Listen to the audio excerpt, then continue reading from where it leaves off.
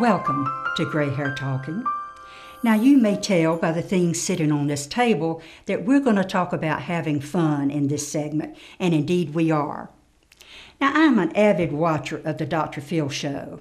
I'd really admire his doctor's degree, his personality, and his 30 years of experience. He has so much to offer, and he is a grand resource for human interactions.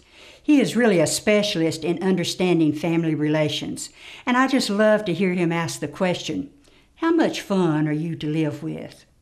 Now, he often asks this question to a parent or a spouse who is creating havoc, even discord, in their home by their stubborn, stern, humorless, and unyielding attitude. So let me ask, are you fun to live with? Several years ago, I made a New Year's resolution to have more fun, and I can tell you all of my relationships continue to benefit from that resolution. Let me tell you a little story to illustrate this point. There was a husband who was so concerned because all he did with his wife was argue. They fussed all the time. So he went to his rabbi to get a little advice. And he told his rabbi that he was so concerned. He said, in fact, I'm really afraid of my wife. All we do is fuss and fight and argue. And in fact, she's even talked about poisoning me. Would you please talk with her? And the rabbi said, sure, I'll talk with her. So several days went by, and the husband saw the rabbi again, and he said, Rabbi, have you had an opportunity to talk with my wife? And the rabbi said, yes. In fact, we spent about 4 hours together. And the husband said eagerly, well, do you have any advice for me? And the rabbi said, take the poison. Now, that's a good story to illustrate that this was a couple that had no humor in their relationship.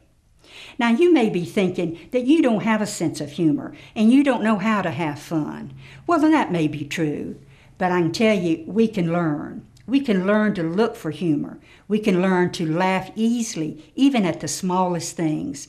And we can learn to create laughter in the lives of others. We can have fun and laugh together with the people we love. Now, if you don't know where to start, let me make a few suggestions.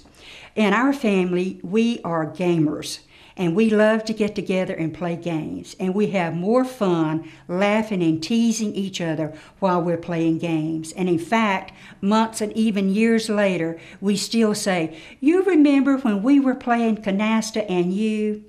So we continue to enjoy the fun. Solomon writes in Proverbs 17:22 that a merry heart does good like medicine. Let me translate that. We need to lighten up. We can all be fun to live with. This is Rachel Solomon wishing you fun times in your family and especially with your spouse, and I'm sending you blessings from Gray Hair Talking.